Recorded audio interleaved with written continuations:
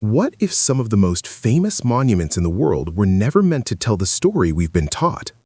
What if they weren't built to remember a war at all, but were repurposed later to cover up something much bigger? Today, we're stepping into a historical mystery that doesn't start with ancient aliens or secret societies, but with something far more unsettling: silence. A silence that lasted an entire century. History tells us the early 1800s reshaped the modern world. Borders changed, empires fell, and new powers rose from the ashes. In the United States, this era is remembered as the War of 1812. In Russia, it's the Patriotic War. In Germany, it's the Battle of the Nations. Different names, same idea. A massive world-altering conflict that supposedly defined the future of civilization. Wars of this scale are usually burned into collective memory immediately.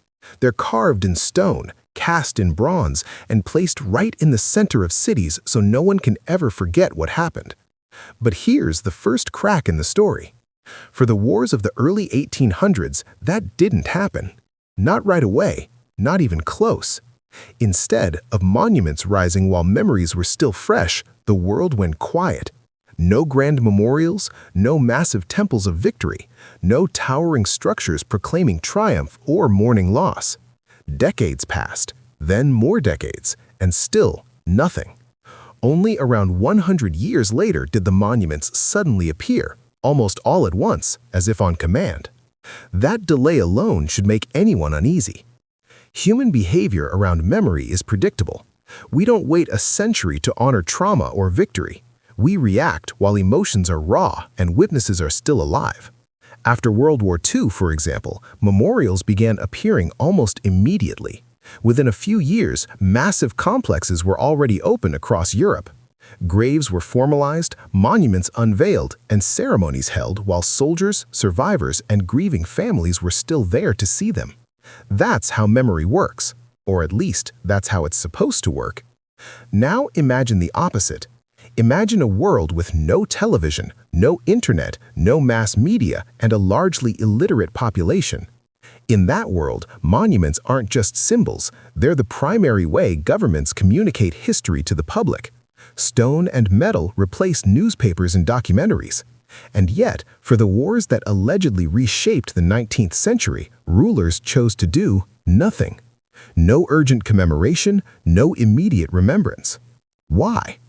The official explanation is vague, unsatisfying, and frankly, unrealistic. We're told that construction took time, that plans evolved, that resources were limited. But that excuse collapses under even minimal scrutiny. These same societies built palaces, cathedrals, and entire cities in far less time. When something truly mattered, they found a way. So why didn't they act when it came to the wars of 1812 and 1813? The more closely you examine the timeline, the stranger it becomes. Monument construction didn't simply happen late, it clustered around one specific moment, the years just before World War I. Around 1912 and 1913, Europe and Russia suddenly experienced an explosion of memorial building. Obelisks, arches, massive stone complexes, and grand cathedrals were completed, restored, or reinterpreted and officially dedicated to events that had supposedly happened a century earlier. This wasn't gradual, it was synchronized, and synchronization in history is rarely accidental. It raises an uncomfortable question. What if the version of events we accept today wasn't shaped by eyewitnesses at all? What if it was assembled later by people who had no direct connection to what actually happened? By the early 20th century, the last living witnesses were gone. Their children were gone. Even their grandchildren were fading. Oral memory had vanished. All that remained were documents, ruins, and structures whose original purpose could be flexible. Time, after all, is the greatest ally of anyone who wants to rewrite the past. Once you start looking at the monuments themselves, the unease deepens. Many of these structures don't look like traditional war memorials at all. Instead of heroic statues and clear inscriptions, you find massive, abstract, often gloomy buildings. Some resemble ancient temples, others look like industrial fortresses, and some, quite frankly, feel like they belong in a science fiction movie rather than the 19th century. They don't celebrate victory, they don't mourn loss, they intimidate, they overwhelm, and most disturbing of all, they often refuse to explain themselves. Take triumphal arches, for example. These structures appear all over the world: Russia, France, Italy, Germany, even far beyond Europe. They share nearly identical designs: winged figures, chariots, classical motifs borrowed directly from ancient Rome. At first glance, this seems normal. Empires copy symbols of power. That's nothing new. But here's the problem. Many of these arches existed without clear inscriptions for most of the 19th century. In some cases, they weren't explicitly linked to any specific war at all. They were just there, monumental, impressive, and strangely anonymous. Only later did plaques appear. Polished, ideologically precise plaques conveniently installed around the time of centennial celebrations. Suddenly, these once ambiguous structures had a clear story. Dates were added, enemies named, victories declared. But if a monument truly commemorates a historic triumph, why wouldn't that information be carved into the stone from the beginning? Stone doesn't forget. People do. And when we look at photographs and documents from before the early 1900s, we often see missing texts, blank surfaces, or inscriptions so eroded that no one can confidently say what was originally written there. In many cases, the meaning of the monument exists only in later historical commentary, not in the monument itself. That's not how genuine memorials usually work. The pattern repeats across borders. Move east or west, and the same questions arise. Structures officially dated to the 19th century often lack clear references to the events they supposedly honor. Names, dates, and battles are conspicuously absent. Instead, we find vague phrases about liberation, unity, or destiny.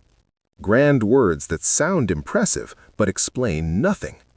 This creates a paradox. We're told these wars were among the most important events in modern history, yet the monuments dedicated to them refuse to specify who fought, who won, or even when it happened. It's as if the buildings were designed for a different purpose entirely. Nowhere does this contradiction become more unsettling than in Germany. A country known for precision, documentation, and historical order should, in theory, offer clarity. Instead, it offers one of the most confusing and unsettling examples of all.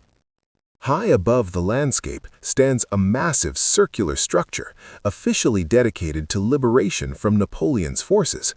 It's enormous, expensive, and architecturally overwhelming. The scale alone suggests it commemorates something of extraordinary importance. But walk around it, step inside, read the inscriptions. You won't find Napoleon's name. You won't find dates. You won't find descriptions of battles or fallen soldiers. What you will find are abstract philosophical statements about struggle, destiny, and victory. Statements that could apply to almost anything. The stone speaks, but it refuses to be specific. That's strange enough. But then you realize something even more disturbing. This isn't a one-off anomaly.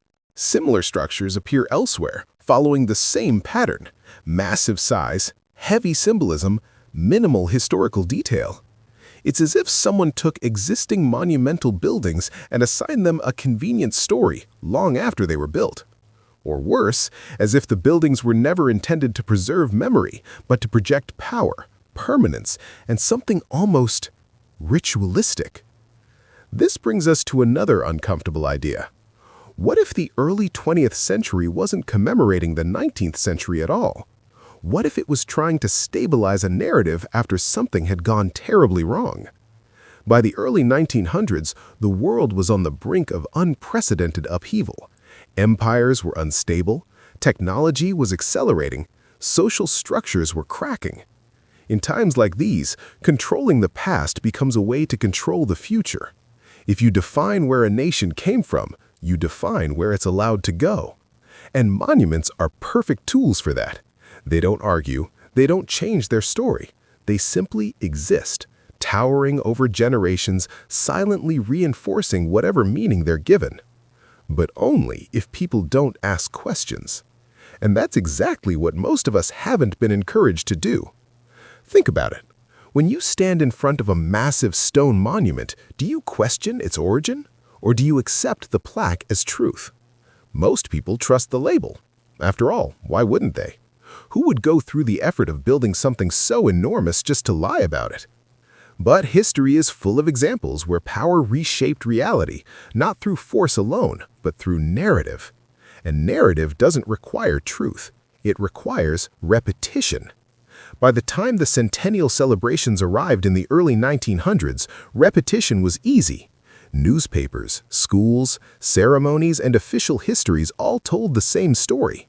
The monuments, now freshly labeled and ideologically aligned, became physical proof that the story must be real.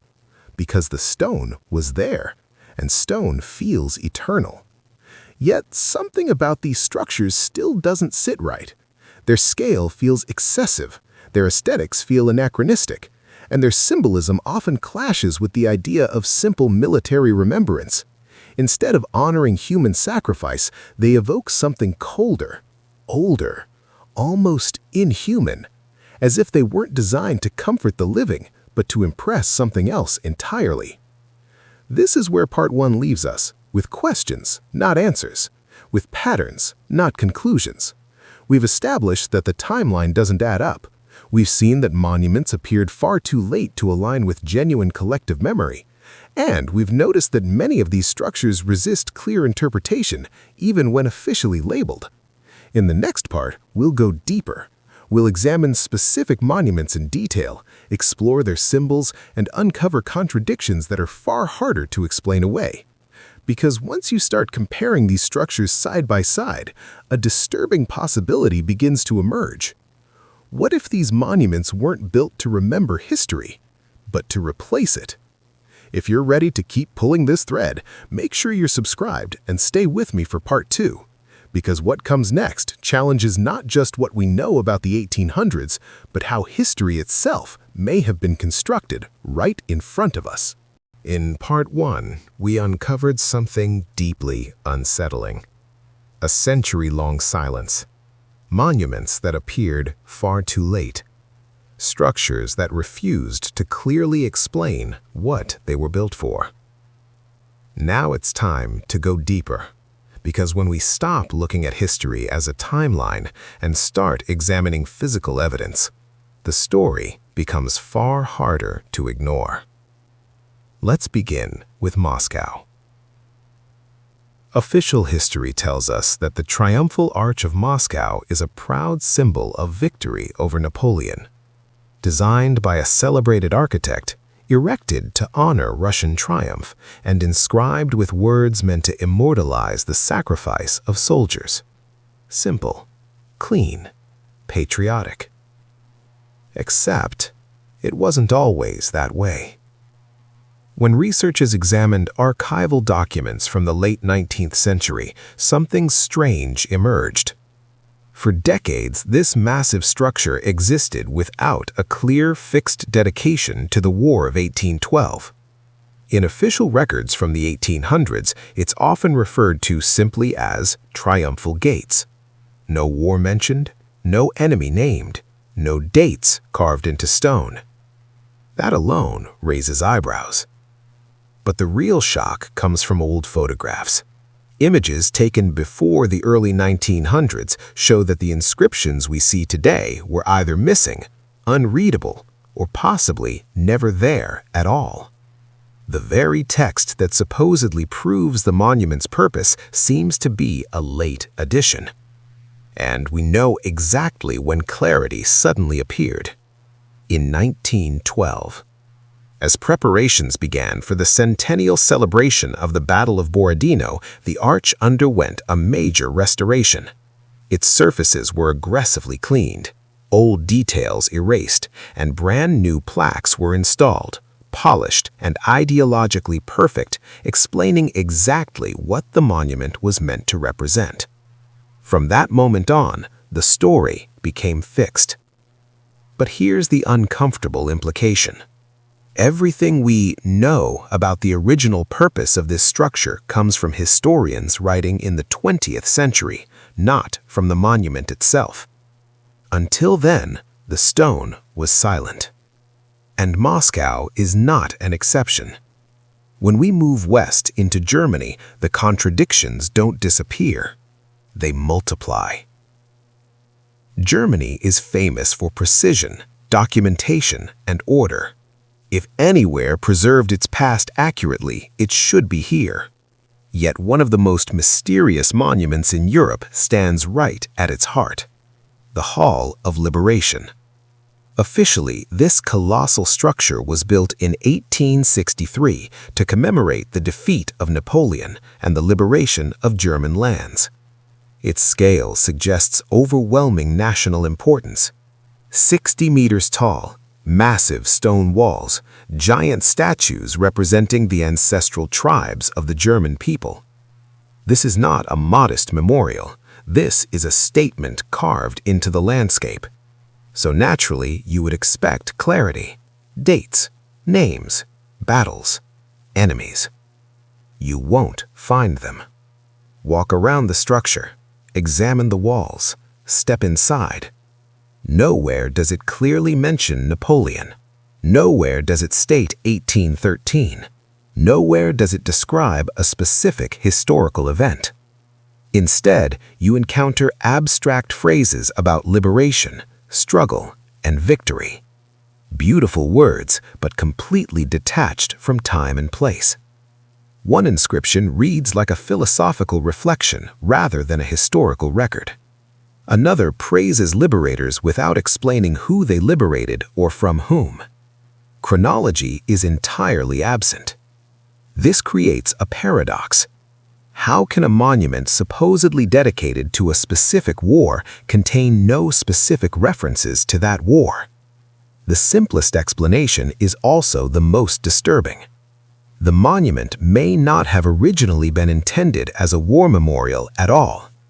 It may have been a universal monument, a symbolic or ideological temple to which a convenient historical meaning was later assigned. In other words, history didn't create the monument. The monument was used to create history. And this pattern becomes impossible to ignore when we return to Russia and examine what is considered the most sacred monument of all: the Cathedral of Christ the Savior. According to official narratives, this cathedral stands as a symbol of gratitude for deliverance from Napoleon's invasion. The spiritual heart of victory. A national shrine. But once again, dates refuse to cooperate. Construction supposedly stretched across decades, with the cathedral consecrated in 1883, already 70 years after the war. That delay alone is extraordinary. But documents from the early 20th century reveal something even more troubling. As late as 1907, records and photographs show that exterior decorative work was still unfinished.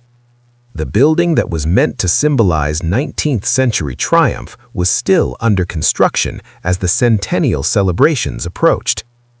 This means that in its completed canonical form, the cathedral effectively became operational right around the 100-year anniversary of the war. Think about that. Imagine monuments to World War II only being completed in the 2040s or 2050s. The idea feels absurd, yet that's exactly what appears to have happened here. And this wasn't an isolated case. Across Europe, long-standing construction projects were suddenly completed just in time for jubilees. Structures that had stood unfinished or undefined for decades were hurriedly finalized, labeled, and unveiled with great ceremony. It's as if the early 20th century was racing against a deadline. But the strangest contradictions aren't just about timing, they're about symbolism. Consider a monument unveiled in 1913 in what is now Smolensk. Officially, it depicts two mighty eagles defending their nest from an invading warrior, symbolizing Russian resistance against Napoleon's forces. On the surface, it's a clear patriotic image, until you look closer. In ancient European folklore, there is a well-known initiation myth. A young warrior proves his valor by climbing a dangerous cliff and stealing an eagle's egg. It is not the eagle who is glorified, but the human who dares the impossible. Viewed through this lens, the monument doesn't depict the humiliation of an enemy. It depicts admiration for his bravery. Suddenly, the symbolism flips, and the monument's later history only deepens the mystery. After the revolution, the new government removed a bronze map of Russia with a patriotic inscription, but the imperial eagles themselves were left untouched. If metal was the concern, the massive birds would have been the obvious target, but only the informational element disappeared. The message was removed, not the material. That suggests something was wrong with the information. Perhaps the borders, perhaps the narrative, perhaps the past itself. The same kind of symbolic dissonance appears at Tsarskoye Selo, where cast iron gates supposedly installed in 1817 bear inscriptions thanking comrades in arms. The Russian text faces inward, away from public view. But on the front, the side meant to be seen by everyone, the same message is written in French. This is almost unthinkable. Victors do not immortalize their triumph in the language of the defeated enemy. There is no precedent for it. It would be like erecting a monument to Allied victory in Berlin with its main inscription in German. Yet here it stands. Why? The implication is uncomfortable. Either the elites of that era identified more closely with Western Europe than with their own people, or the nature of the conflict was fundamentally different from how it's described today. At this point, patterns converge around a single idea. These monuments feel less like spontaneous expressions of memory and more like components of a coordinated narrative, one assembled long after the events themselves, using stone, bronze, and ritual to make the story feel ancient and unquestionable. And behind many of these structures stands one recurring figure, a man whose architecture feels strangely out of place in the 19th century. A man obsessed with ancient forms, monumental scale, and aesthetics that seem almost timeless. Or perhaps not of this time at all. In Part 3, we'll examine this architect, his influence across Europe and Russia, and the most disturbing monument of all. A structure so dark, so massive, and alien in its design that it forces a final, unavoidable question. Were these monuments built to honor human history, or to hide something far older beneath it? Stay with me for Part 3. By now, the pattern is impossible to ignore. Monuments that appeared too late, inscriptions that refuse to name names, symbols that contradict their supposed purpose, and a sudden global urgency to finalize history right before the world plunged into the chaos of the First World War. All roads lead to one final structure, one final moment, and one final question that ties everything together. To understand it, we need to talk about the man whose fingerprints are all over this architectural mystery, Leo von Klenze. Officially, he was one of the most brilliant architects of the 19th century, a master of neoclassicism, a visionary trusted by kings and emperors. His works define the skylines of Munich, Regensburg, and St. Petersburg. On paper, his career makes perfect sense, until you actually look at what he built. Klenze's architecture doesn't feel like the 19th century. It feels ancient, not inspired by antiquity, but obsessed with it. Greek temples rising in German forests, monumental stone forms ignoring local tradition, climate, and even religion. His buildings don't evolve naturally from their surroundings. They impose themselves. Valhalla near Regensburg is a perfect example, a near-exact replica of the Parthenon standing in the middle of Bavaria. No contextual adaptation, no attempt to blend cultures. It's as if the structure was dropped there from another world, carrying a memory that didn't belong to the landscape. And then there's Russia. Klenze worked directly for the Russian emperor. He walked the streets of St. Petersburg. He saw Orthodox cathedrals, onion domes, icons, and crosses. He knew exactly what Russian sacred architecture looked like, which makes one surviving sketch deeply unsettling. In his personal archive, there exists a design labeled simply as a Russian church. Logic tells us what this should look like: domes, crosses, familiar symbolism. Instead, the sketch shows something else entirely. A structure with rigid geometry, massive vertical forms, and an almost industrial silhouette. It resembles a power station, a control hub, or a futuristic terminal far more than a house of prayer. There are no recognizable religious elements, no spiritual softness, only function, symmetry, and scale. It looks like science fiction. This wasn't ignorance. Klinze wasn't confused about Russian culture, which leads to a disturbing possibility. What if certain monumental forms once served a practical purpose long before they were interpreted as religious or symbolic? That idea may sound extreme until we reach Leipzig, because Leipzig is where everything stops being subtle. In 1913, the same year so many historical narratives were finalized, Germany unveiled the Monument to the Battle of the Nations. Officially, it commemorates a decisive victory over Napoleon. Unofficially, it looks like nothing humanity should have built in 1913. 91 meters tall, a dark, monolithic mass of stone and concrete. No elegance, no classical harmony. It doesn't rise, it looms. It doesn't invite reflection, it dominates. From a distance, it resembles a ziggurat, a fortified bunker, or something even more unsettling: an alien base. But the exterior is only the beginning. Inside, the atmosphere changes instantly.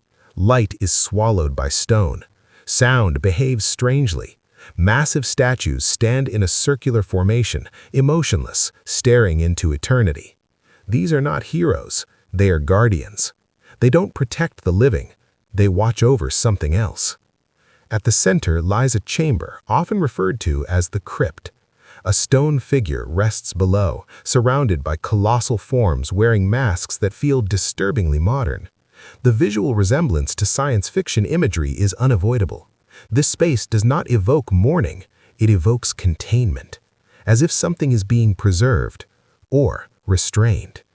What makes this even harder to dismiss is the symbolism. Humans are depicted as small, almost childlike, pressed against gigantic, non-human entities. This is not the language of victory. This is the language of submission, trust, or dependency.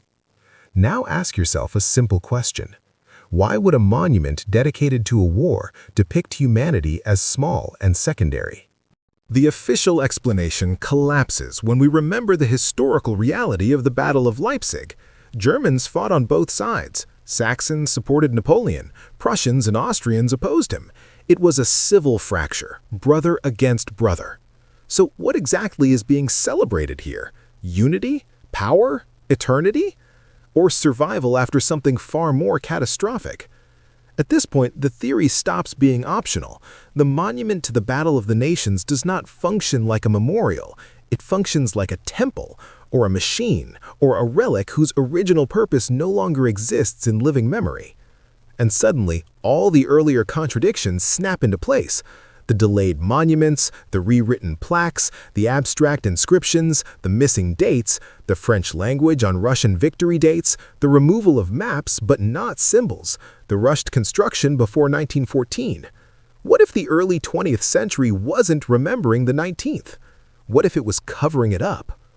Imagine a global catastrophe in the 1800s, one powerful enough to erase cities, reset borders, and destroy civilizations. A disaster so complete that the survivors inherited ruins they didn't fully understand. Structures too massive, too advanced, too alien to explain honestly. Over time, those ruins were reinterpreted. Temples became memorials, machines became monuments, functional complexes became symbols of wars that conveniently explain their existence. By 1912, enough time had passed. No witnesses remained. Oral memory was gone. The stage was clear. All that was needed was a story, And stories are easiest to sell when they come wrapped in patriotism, heroism, and stone. The Jubilees of 1912 and 1913 weren't just celebrations, they were final edits, the moment when the past was locked into place, taught in schools, carved onto plaques, and embedded into national identity. Soon after, World War I erupted, borders shifted again, archives burned, empires collapsed. The new narrative survived, and we inherited it.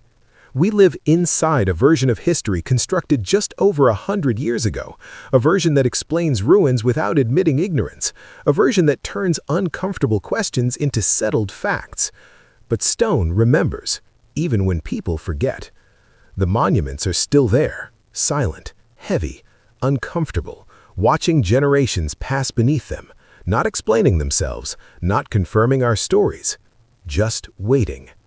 The real question isn't whether history was rewritten. The real question is what was so terrifying that it had to be forgotten. If this perspective changed the way you look at monuments, history, or the past itself, make sure you're subscribed. Share this with someone who still believes stone never lies. And ask yourself, next time you stand beneath a towering memorial, are you looking at history or at the evidence of something humanity was never meant to remember?